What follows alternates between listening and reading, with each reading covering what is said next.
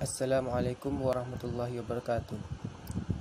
Innal hamdalillah nahmanuhu wa nasta'inuhu wa nastaghfiruhu wa na'udzu billahi min syururi anfusina wa min sayyiati a'malina may yahdihillahu fala mudhillalah wa may yudlilhu fala hadiyalah. Pertama-tama marilah kita ucapkan puji dan syukur kita atas kehadiran Allah Subhanahu wa taala yang mana Ia telah memberi nikmat kesehatan kepada kita semua.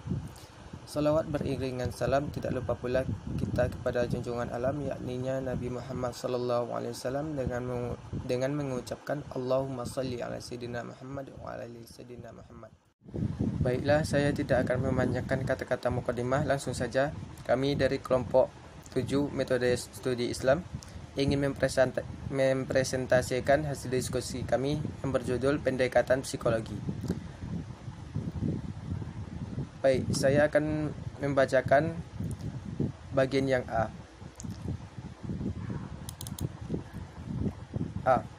Asal mula kata psikologi secara etimologis. Psikologi dalam perkataan fisik dari bahasa Yunani kuno yang artinya nafas atau jiwa. Logi dari kata logos artinya ilmu.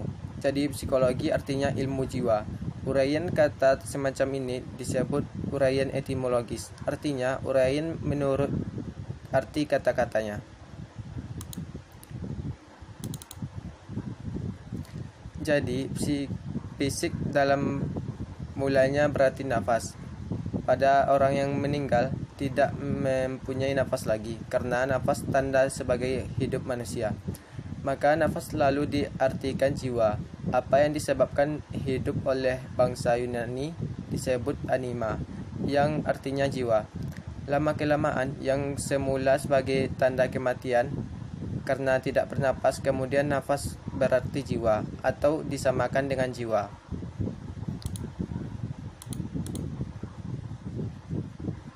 Dalam bahasa Inggris, kata psikologi adalah psikologi. Dalam bahasa Indonesia, padanya adalah ilmu jiwa, ilmu kerohanian, meliputi filsafat atau secara umum psikologi. Assalamualaikum warahmatullahi wabarakatuh. Saya Sukma Warni akan menjelaskan yang bagian B, definisi psikologi.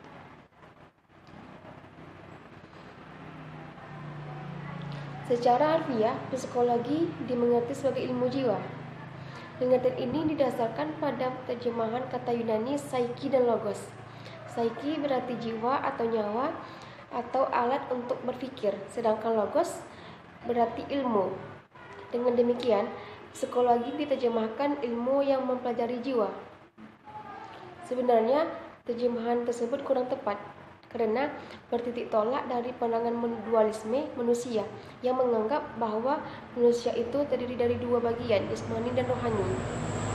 Seolah-olah kalau kita mendengarkan kata ilmu jiwa, maka terbayang pada kita bahwa yang dipelajari oleh ilmu itu ialah sesuatu yang tidak kelihatan, yang abstrak, yang berada di dalam diri manusia atau makhluk hidup yang lain. Segala sesuatu yang kelihatan yang bersifat jasmania pada diri manusia tidak menjadi persoalan. Pandangan atau bayangan yang demikian adalah tidaklah benar, keliru. Psikologi adalah ilmu yang ingin mempelajari manusia sebagai suatu kesatuan yang bulat antara jasmani dan rohani, manusia sebagai individu. Psikologi sebagai suatu ilmu merupakan pengetahuan ilmiah, suatu sains yang diperoleh dengan pendekatan ilmiah, kajian-kajian ilmiah yang dijalankan secara terencana, sistematis, terkontrol, berdasarkan data empiris. Psikologi sebagai ilmu aktivitas individual digunakan secara luas, tidak hanya mencakup aktivitas motorik tetapi juga mencakup aktivitas kognitif dan emosional. Psikologi merupakan the science of human behavior, perilaku atau aktivitas-aktivitas manusia mencakup perilaku yang menampak overt behavior maupun perilaku yang tidak menampak inner behavior, yang mencakup aktivitas motorik, kognitif maupun keemosional. Definisi psikologi selalu tergeser. sehingga mempengaruhi metodologi perkembangannya di setiap waktu dan tempat. Bahkan, perbedaan ini yang memunculkan psikologi yang beragam. Perkembangan psikologi terakhir yang kontemporer dengan pendekatan endogenos dari lokal maupun studi lintas budaya cross cultural psychology ataupun karakteristik individual positive psychology. Bagi aliran behaviorisme, psikologi merupakan bagian dari ilmu alam yang menekankan perilaku manusia, perbuatan dan ucapan yang baik yang dipelajari maupun yang tidak sebagai pokok masalah. Definisi psikologi sementara ini, kita boleh mengatakan bahwa pokok permasalahannya adalah studi ilmiah mengenai perilaku makhluk hidup dalam hubungan mereka dengan dunia luar. Psikologi biasanya didefinisikan sebagai studi ilmiah mengenai perilaku, mencakup sebagai proses perilaku yang dapat diminati, sebagai gerak tangan, cara berbicara, dan perubahan kejiwaan dari proses yang hanya dapat diartikan sebagai pikiran dan mimpi. Psikologi dapat juga diartikan sebagai studi sistematis yang mengenai tingkah laku dan kekuatan mental. Psikologi adalah ilmu yang mempelajari tingkah laku manusia dan hewan. Assalamualaikum warahmatullahi wabarakatuh. Perkenalkan, nama saya Rizky Afifah. Saya akan membacakan makalah metode studi Islam yang C. Perkembangan historis pendekatan psikologis. Belum terdapat pengetahuan dan sumber referensi yang akurat untuk mengetahui secara pasti kapan agama diteliti secara psikologis. Walaupun demikian, jika kita melihat secara lebih detail, maka dalam aturan ajaran agama itu sendiri telah terkandung banyak tuntunan psikologis dari agama itu sendiri kepada pemeluknya. Selain itu, guna menanamkan ketenangan terhadap jiwa pemeluknya, Al-Quran menawarkan konsep hidup yang sehat, pola hubungan dalam masyarakat, mengatur masalah politik dan sosial ekonomi masyarakat, dan masih banyak lagi yang secara psikologis akan memperkuat keyakinan pemeluknya terhadap agama ini. Proses yang fenomenal telah dilukiskan secara jelas dalam Al-Quran tentang cara Ibrahim alaihissalam memimpin umatnya untuk bertauhid kepada Allah. Dalam sejarah keilmuan Islam, kajian tentang jiwa tidak seperti psikologi yang menekankan pada perilaku, tetapi jiwa dibahas dalam konteks hubungan manusia dengan Tuhan.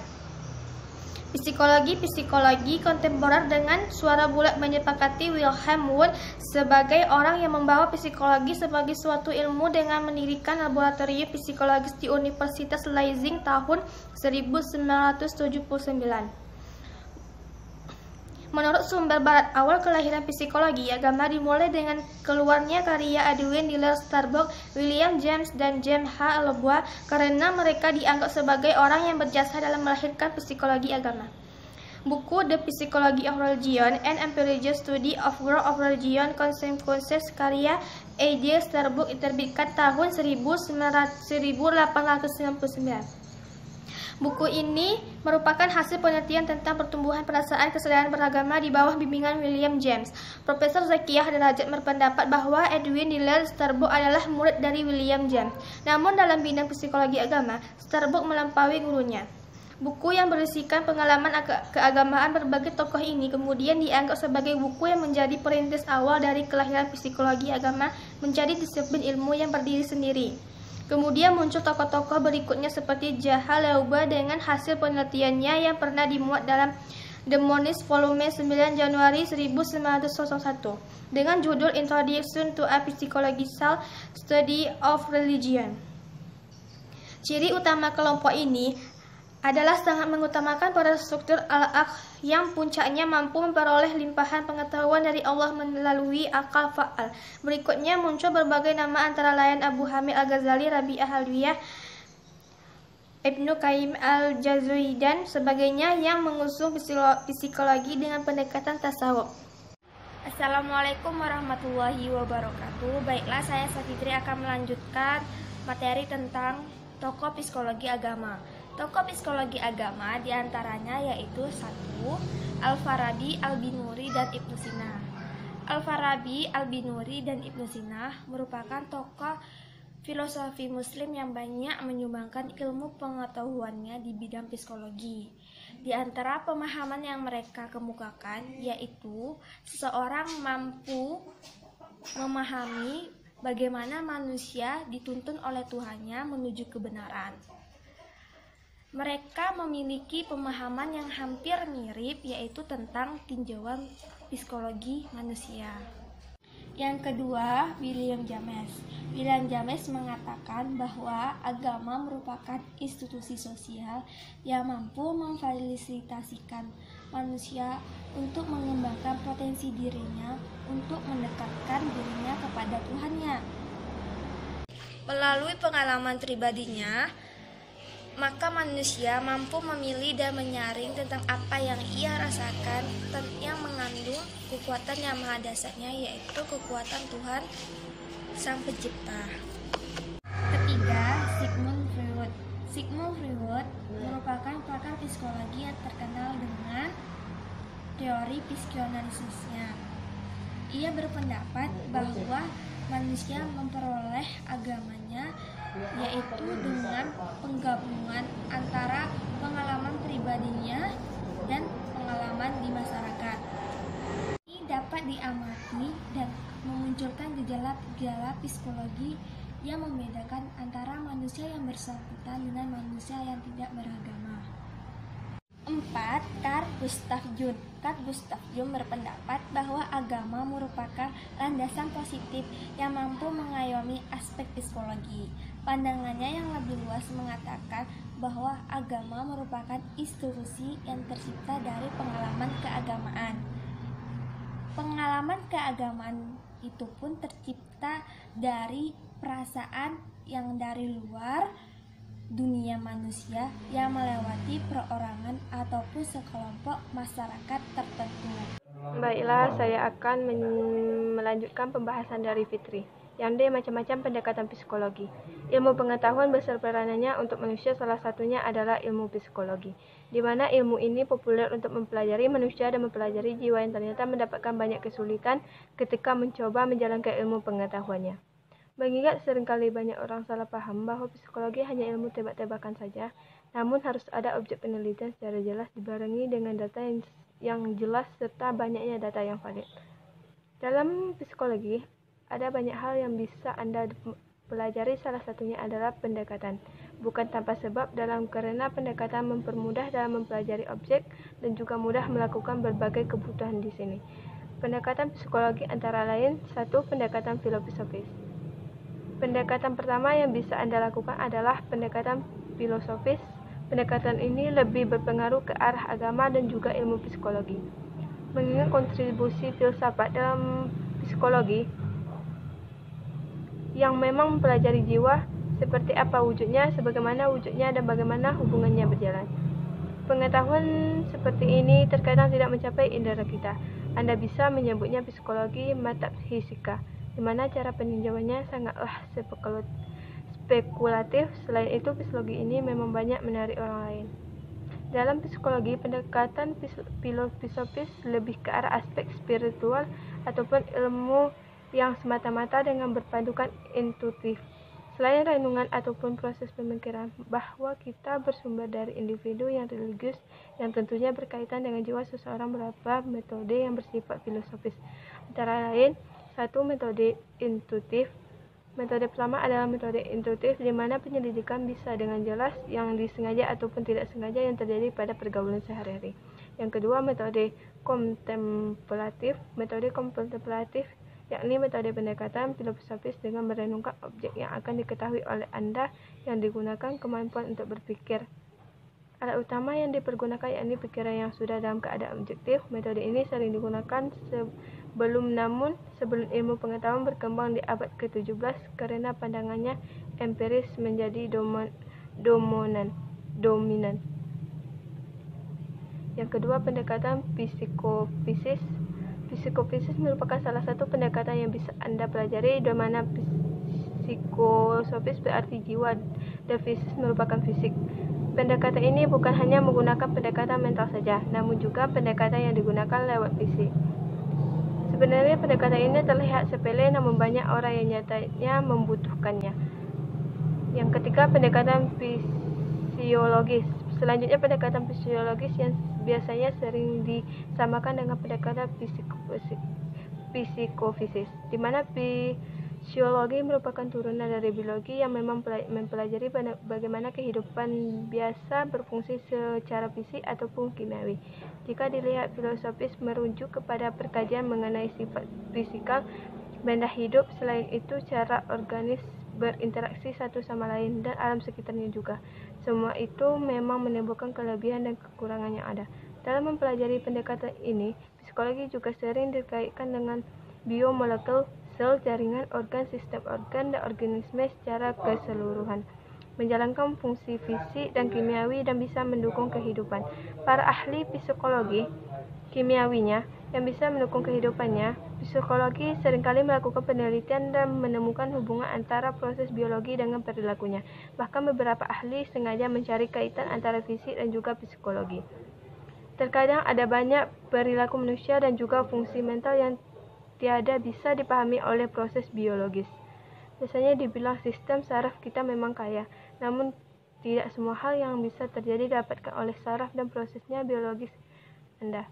Seringkali persepsi kita terhadap sebuah peristiwa yang terjadi bisa tergantungnya pada cara bagaimana organ indera Anda berinteraksi dan menggantikan stimulan tersebut.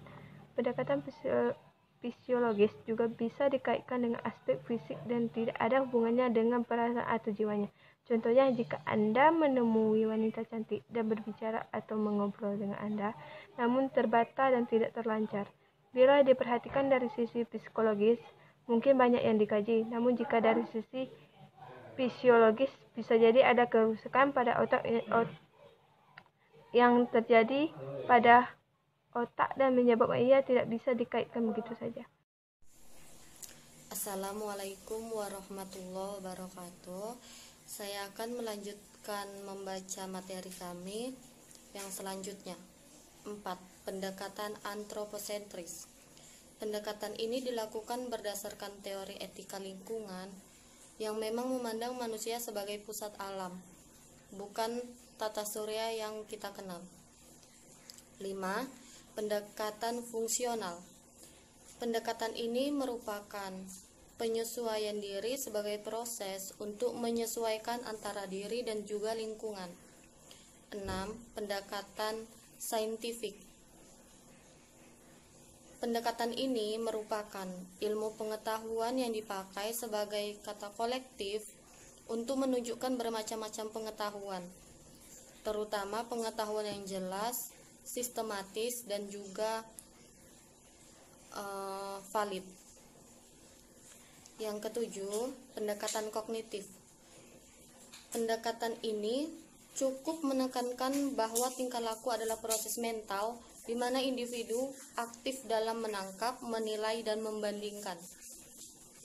Yang kedelapan, pendekatan fenomenologi. Pendekatan ini merupakan pendekatan yang lebih ke arah memperhatikan pada pengalaman masing-masing individu. Hal seperti ini seringkali terjadi mengingat manusia merupakan makhluk yang seringkali mendapatkan pandangan yang subjektif. Baiklah, hanya itu materi yang dapat kami sampaikan. Lebih dan kurangnya kami memohon maaf. Saya sudahi. Assalamualaikum warahmatullahi wabarakatuh.